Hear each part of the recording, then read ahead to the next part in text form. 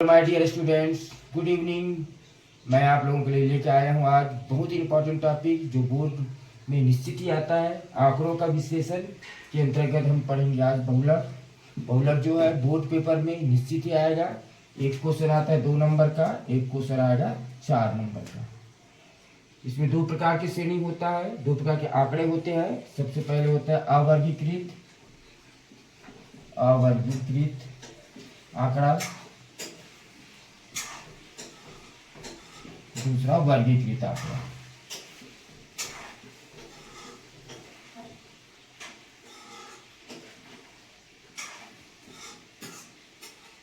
अवर्गीकृत आंकड़ा जो सिर्फ एक लाइन में होता है, फॉर एग्जाम्पल 1 2 3 5 6। वर्गीकृत आंकड़ा इस तरह से होता है 0 से 10, 10 से 20, 20 से 30, 1 2 3। इस तरह से क्वेश्चन होते हैं। 2 प्रकार के प्रश्न आते हैं, एक होता है अवर्गीकृत आंकड़ा, एक होता है वर्गीकृत आंकड़ा। अवर्गीकृत आंकड़ा के लिए बहुलक पहचानना सबसे ज्यादा इजी है। इसमें प्रश्न बोर्ड पेपर में इस तरह से आएगा, निम्न आंकड़ा में जैसे दिया रहेगा 2 3 6 8 3 7 8 3 2 3। इसमें आपको देखना है जो सबसे बहुलक है बहुत ज्यादा, जो दिए गए आंकड़ा में बहुत बार आया हो वह बहुलक होता है। जैसे इसमें 2 3 6 7 3 8 8 3 2 3। तो इसमें देखेंगे 2 कितने बार आया है, 2 सिर्फ 2 बार आया है। 3 1 2 3 4। इस तरह से सबसे ज्यादा अधिक बार क्या आया है, 3। तो इसका आंसर जो होगा 3 होगा। बहुलक क्या होगा, 3। मतलब अवर्गीकृत आंकड़ा में जो दिए गए आंकड़े में जो सबसे अधिक बार आया है वह कहलाता है बहुलक। इसमें भी उत्तर दिया रहेगा का 2 बा 3 सा 7 और दा 8। इसमें से आपको आंसर लिखना है, कौन सा आंसर सही है। इसमें कौन सा आंसर सही है, 3, क्योंकि 3 कितने बार आया है, सबसे अधिक बार। एक क्वेश्चन और लेते हैं, मान लो 28 20 30 20 15 20 और 13। अब बताइए इसमें सबसे बहुलक क्या है। वेरी सिंपल, सबसे अधिक बार कौन आया है, 20। 20 कितने टाइम आया है, 1 2 3। इसीलिए इस दिए गए आंकड़े का आंसर होगा, इस दिए गए आंसर का बहुलक क्या होगा, 20। क्या होगा इसका बहुलक, 20 होगा। बहुलक बराबर 20। इस तरह से बोर्ड के पेपर में यह जो क्वेश्चन है सही विकल्प में आ सकता है, या सीधा सीधा क्वेश्चन दिया रहेगा और बोलेगा कि बहुलक ज्ञात कीजिए। तो आपको अवर्गीकृत आंकड़ा में सीधा सीधा देखना है कि कौन सबसे अधिक बार आया है, वह बहुलक होता है। दैट्स इसके पश्चात अवर्गीकृत आंकड़े से बहुलक कैसे ज्ञात किया जाता है उसके बारे में जाने। यह पेपर में निश्चित ही आएगा, आपके प्रश्न पत्र में निश्चित ही रहता है। क्वेश्चन इस तरह से रहेगा, निम्न सारणी का बहुलक ज्ञात किया जाएगा। एक लाइन में वर्गांतर दिया रहेगा, एक लाइन में आवृत्ति दिया रहेगा, या आवृत्ति नहीं रहेगा तो इसमें बारंबारता रहेगा, फ्रीक्वेंसी कहते हैं जिसे, फ्रीक्वेंसी दिया रहता है। तो इस तरह से जो क्वेश्चन दिया रहता है उसको आंसर शीट में कैसे लिखा जाता है उस टेक्निक को आप समझिए। सबसे पहले ये दिया है इस तरह से, हॉरिजॉन्टल दिया है, इसको वर्टिकल लिखना है। हॉरिजॉन्टल मतलब ऐसा सीधा दिया है, उसको इस तरह से लिखना ताकि आपका पेपर जो में अच्छा लुक दिखे, अच्छा बने, और पेपर जो चेक करने वाले हैं आपको नंबर पूरा दे सके। तो उसको इस तरह से लिख लेना, पहले वर्गांतर और आवृत्ति लिख लेना है। एक बार मैं आपको लिख के दिखाता हूँ, इस तरह से दिया रहेगा, उसको ऐसा लिखना है। एक बार मैं लिख लेता हूँ, फिर उसके बाद आपको आंसर शीट में बहुलक को नया पेज से शुरू करना। उसके बाद सबसे पहले उत्तर क्रमांक लिख लेना। उत्तर क्रमांक जो भी रहेगा, मान लो उत्तर क्रमांक आपका 15 है तो 15 नंबर लिख लेना उत्तर क्रमांक। फिर उस प्रश्न को इस तरह से उतार लेना है आंसर शीट में, सीधा सीधा देख के, कहीं भी गलती ना हो वहाँ 4 है तो 4, 8 है तो 8, 14 है 14, 20 है तो 20, 30 है 30, 15 है 15, 8 है तो 8। इस तरह से सीधे लिखना है। इसके बाद सिर्फ आपको देखना है आवृत्ति, यहाँ पे आवृत्ति दिया रहेगा या फिर बारंबार तक, इसमें सबसे ज्यादा कौन सा है, सबसे ज्यादा कौन सा है 30, सबसे अधिक बहुलक है बहुत ज्यादा, तो सबसे ज्यादा क्या है 30।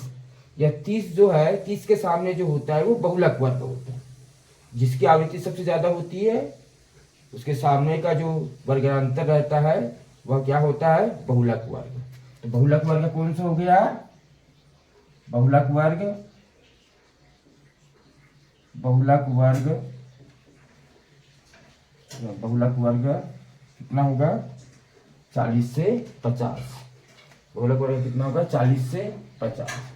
सबसे पहले आपको पहचानना है बहुलक वर्ग कौन सा। बहुलक वर्ग पहचानने का सबसे इजी तरीका है, जिस आवृत्ति का सबसे ज्यादा है तो बहुलक वर्ग होता है।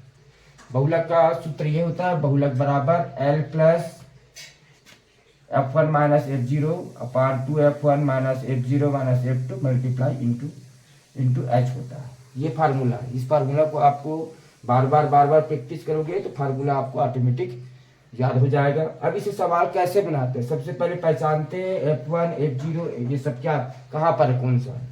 तो अब जो बहुलक सबसे ज्यादा आवृत्ति है यहाँ पेंसिल से यहाँ लिखना है F0 F1 F2। L जो होता है क्या होता है बहुलक वर्ग की निम्न सीमा।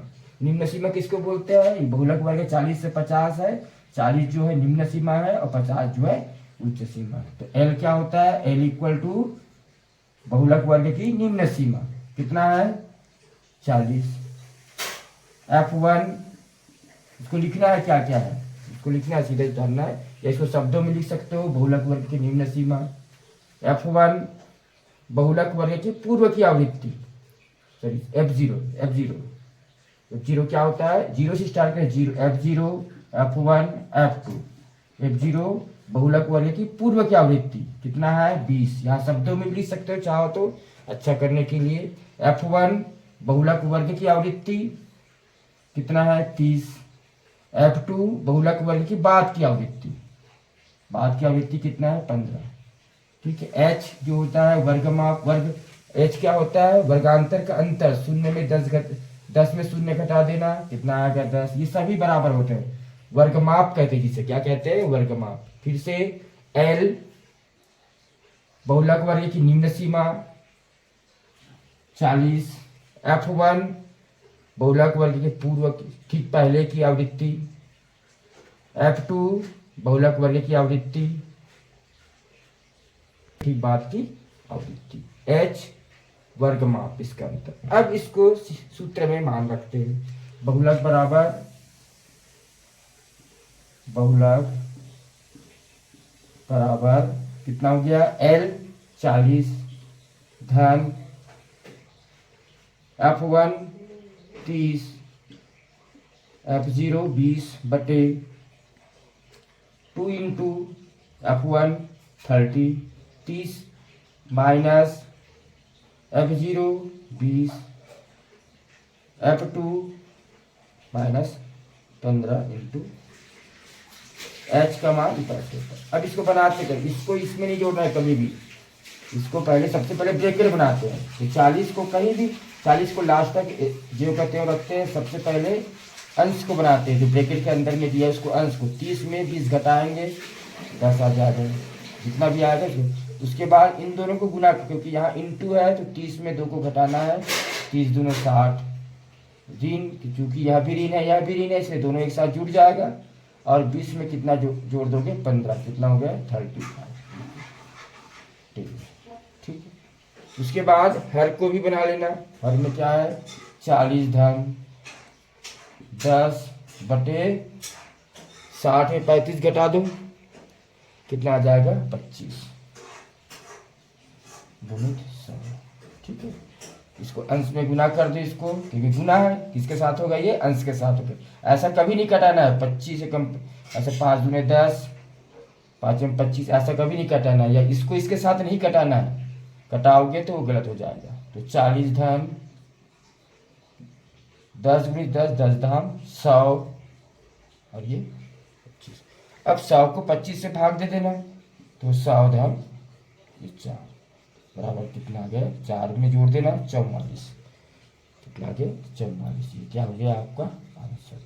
इस तरह से आपको आंसर शीट में लिखना है ताकि आपको बहुलक जो है 4 नंबर का आता है आपके पेपर में, 4 में 4 नंबर आपको पूरा पूरा मिल सके, आपको पूरा पूरा 4 में 4 मिल सके। इसी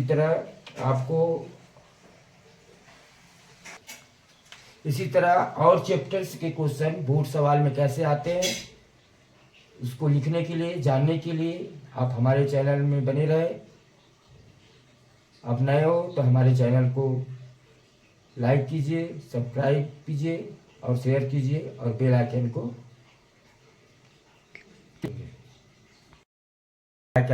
क्लिक कीजिए।